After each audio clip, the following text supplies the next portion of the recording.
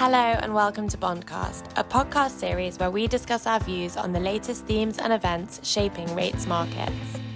I'm Imogen Bachra, European rate strategist, and I'm joined today by our global rate specialists, Giles Gale, head of European rate strategy, Blake Gwinn, head of US rate strategy, and Theo Chapsalis, head of UK rate strategy.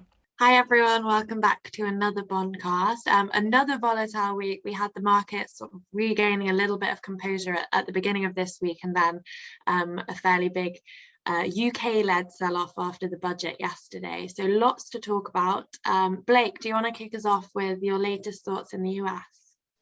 Yeah, sure. I mean, as you said, we've had some really astounding volatility over the past week. It's been quite interesting. I think given how much volatility we have, we've just kind of been moving through these storylines so quickly. I mean, rehashing kind of what happened last Wednesday and Thursday at this point seems dated. That seems like months ago at this point.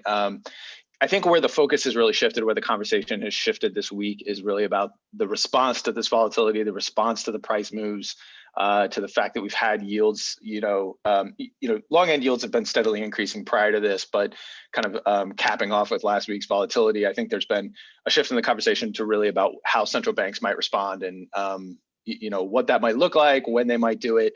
And that's really what the focus has been this week. Looking at the Fed side, I think we're going to get a slight change in tone from what they've been saying for really the past month plus, which most Fed speakers have kind of taken this line that the reason yields are going up is very good reasons. It's because of optimism on the vaccine, optimism around fiscal stimulus, and this is really nothing to worry about. I think we're going to see a slight shift in that. I think, I don't think any of them are really going to start signaling concern, but I think what we're going to see more is that they will just note conditions, say they're watchful, but that still, they're not concerned given the yields have been going up for the right reasons. I think the other thing that's also worth mentioning is that financial conditions are much more important to the Fed. Where the 10-year nominal yield is, obviously they watch it, but they're much more concerned with the broader economy and how those yields filter out. So, whether it's mortgage yields, credit spreads, equities, they're looking at this whole basket of indicators. And if you look across that basket, things really haven't been that bad. Yes, we had some volatility last week, but overall financial conditions are still at a very accommodative level. And I think that's something that probably gives the Fed a lot of comfort. And one of the reasons we're not really going to see the Fed kind of ramping up their language and really kind of signaling that they're concerned about where yields have gone. You really need to see that second piece. You need to see the rising yields start to bleed over into financial conditions and start threatening their dual mandate, threatening to kind of derail growth or eat into some of these inflation expectations, the pickup in inflation expectations we've got. So absent that, I think they're going to, say they're watchful. It's something they've obviously noticed. It would be a little bit tone deaf of them to not say anything about it, but we're not going to see them ramp it up any further than that, and certainly not take any action. I think one of the big conversations that's kind of picked up over the last few days as we're recording this is, will the Fed do kind of an operation twist, or will they use their balance sheet to basically push down on yields? And it's way too premature for that conversation. We're well off of that, and at this point, I don't think there's any reason for the Fed to really think about using balance sheet action or anything like that to counteract the rise in yields.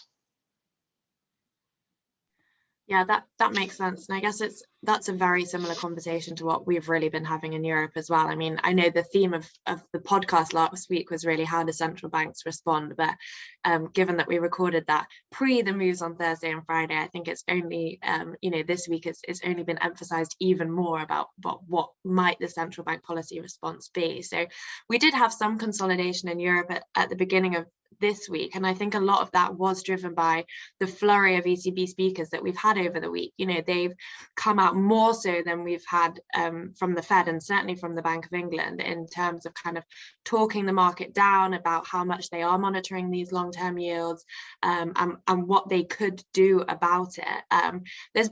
It's a bit nuanced depending on which exact speaker you look at. Obviously there's a spectrum of more hawkish and more dovish speakers, but I think the main takeaway I would say from the ECB speakers that we've had this week is that They don't mind this kind of good rise in yields, as you were talking about, Blake, as long as it's driven by endogenous factors and belief in the recovery and helped along by vaccine distribution, etc. But what they won't tolerate is a rise in real rates. And so we have had a little bit of consolidation in real rates off the back of what they've been saying. But I think to really kind of consolidate that move, we will see some action from the ECB. So a little bit different from what we think for the Fed and the Bank of England. But when we say action, what I really mean is probably just using the kind of inherent flexibility within their program to ramp up purchases. So I would expect next week that we would see a pickup in the purchase pace for PAT, which obviously is a kind of luxury, if you like, that the ECB have within their program that I guess the Fed and the Bank of England don't so easily have. But I do think that we'll probably start to see a slight increase in purchases, just to kind of back up the rhetoric that we've seen around how closely they're monitoring the development. We didn't see anything this week in the numbers. Part of that is because this purchase data was prior to the kind of rout that we had on Thursday and Friday. And part of that was because there were fairly sizable redemptions, albeit even with redemptions, they didn't show an acceleration in gross purchases. But I would expect that to be to come through the data next week and probably in the weeks to come. And I would expect that to kind of be the theme of the press conference next week as well. Like, yeah, it's funny, you were just kind of mentioning changes to the the flexibility inherent in the program, and it kind of brought me back to something on the Fed side that I was just talking about this likelihood of them doing twists, and I don't think them using the balance sheet to counteract this rise in yields is something I see. But I think it's really important when we talk about central banks also to kind of separate out their economic responsibilities, so kind of the dual mandate, from financial stability. And I think they do have potentially concerns about market functioning financial stability could actually prompt them to action sooner than these kind of broader economic issues. The Fed doesn't have that kind of flexibility in their purchase program. They kind of make these monthly announcements, it's fixed. Making a change to that to push down yields is a very, very high bar.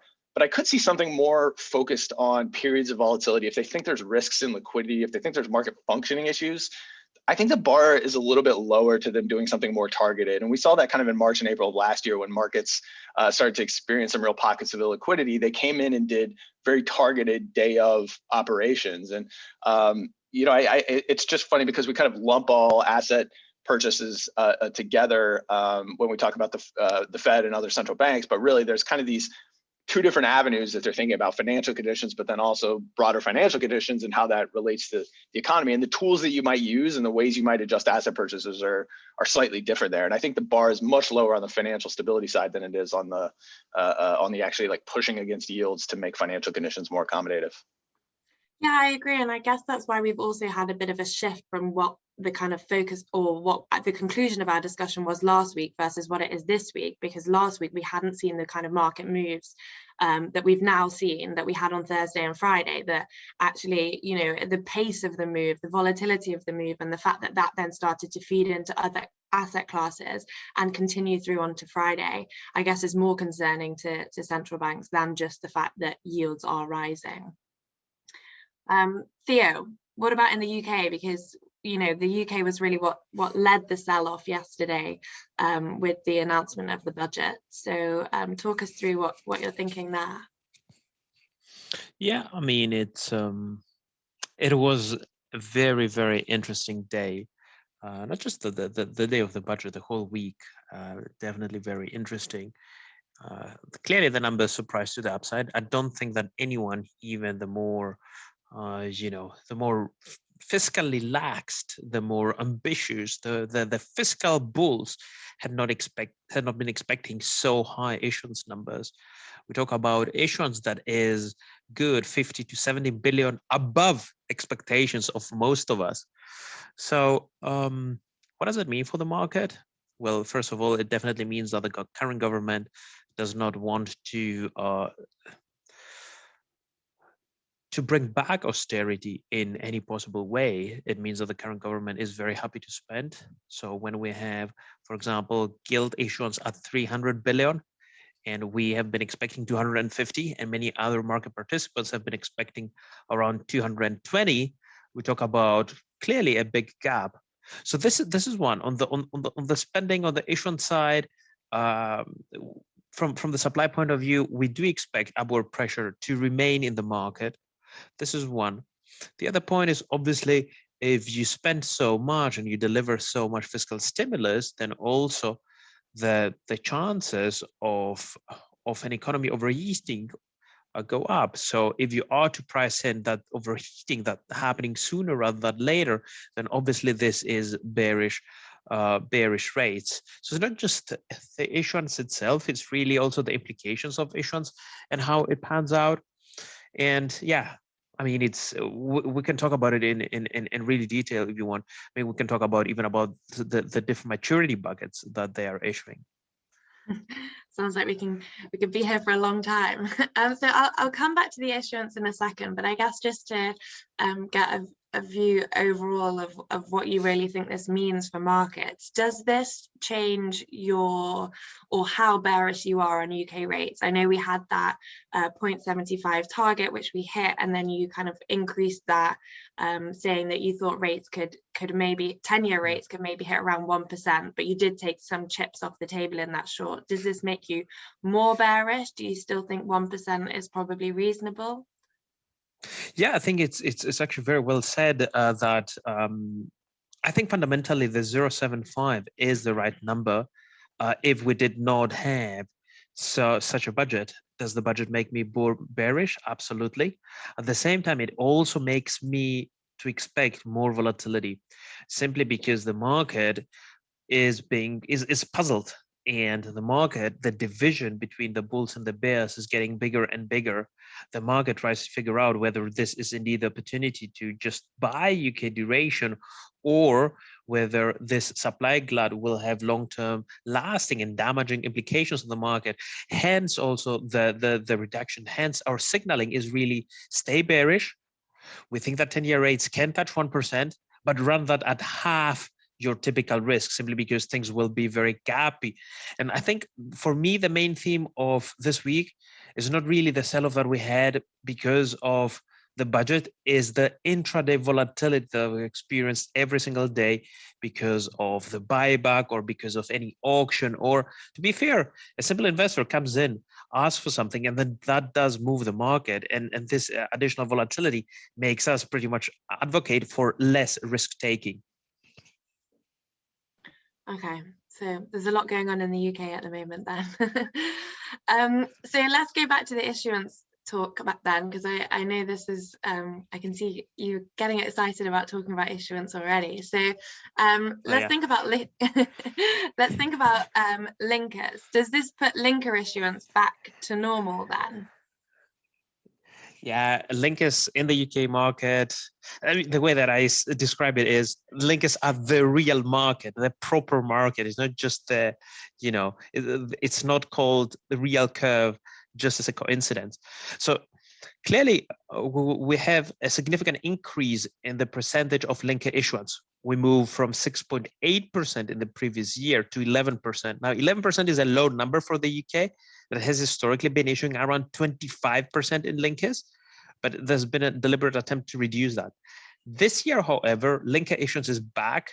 I think what is very important is that not only in absolute numbers it is back, but also we will get more longer dated linkers, and longer dated linkers are a key instrument when it comes to supply, because they have flows that are very similar to zero coupon flow. So basically your big flow comes at the maturity of the bond. And if you issue this type of instruments, then really what you issue is very long dated duration, which creates a further upward pressure on yields. So yes, because of more linkers. And also the other point that I find very interesting is longs. So it is not just that we get more linkers, we get more linkers and longs. Okay. And the other thing that I was going to say get more of, but I guess the other important point with the issuance is the announcement of the green bond as well. Yeah, absolutely. And this is actually one of the themes that has attracted a lot of attention. So we will have the inaugural green gilt, we'll have at least 2 issuance events in the financial year 2021-22. 15 billion at least have been allocated to those green gilts. So this is very exciting. Now, there is an intention to create a green curve, and the DMO, they have been clear that a green curve means that it's more than 1 bond, it's probably more than 2 bonds, so at least 3 bonds. So you want to create something like a curve. So there is an intention to create a green curve, and well, the unallocated is actually high. We talk about 28 billion of unallocated. So 15 billion definitely will go to green gilts, but maybe this number goes up even more depending on demand for the asset class. So yes, green issuance is something that will play a significant role, and green issuance will be integral when we look at net issuance numbers, simply because it will be a significant proportion. So there is a desire to create liquidity in that asset class. There is a desire by the DMO to make this product succeed. Interesting. It's been, I guess, quite a big week in that perspective for green bonds, because we also had the first Italian green bond this week too, which, you know, you talked just then about depending on demand and things like that. And actually, you know, the evidence that we can see so far is that there is plenty of demand for green bonds, and that Italian green bond had a very big order book in the end, especially as the first Italian, but also the first green bond from a peripheral country. So a big week for the green financing market this week. Certainly seems like it's, you know, as we wrote in the year ahead last year, that we thought that this would be the year, what did we call it? The macroization of ESG, and that this would be the year that green bonds really became mainstream, if you like, and it seems like that is playing out. All right then, guys, thank you very much for joining me again this week. I'm sure that we will have, well, hopefully not exactly the same discussions, but I'm sure we'll be back next week talking about real rates and whether yields are still rising. And of course, we will then have the benefit of knowing exactly what Powell has said tonight, and whether the ECB has pushed back through their actions, not just through their rhetoric. So lots to catch up on next week too. I hope you enjoyed this episode of Bondcast. Please do subscribe to our channel to get future episodes, and like it, as this will help others to find it. We also encourage you to follow us on social media to get all our latest content. Speak to you again soon.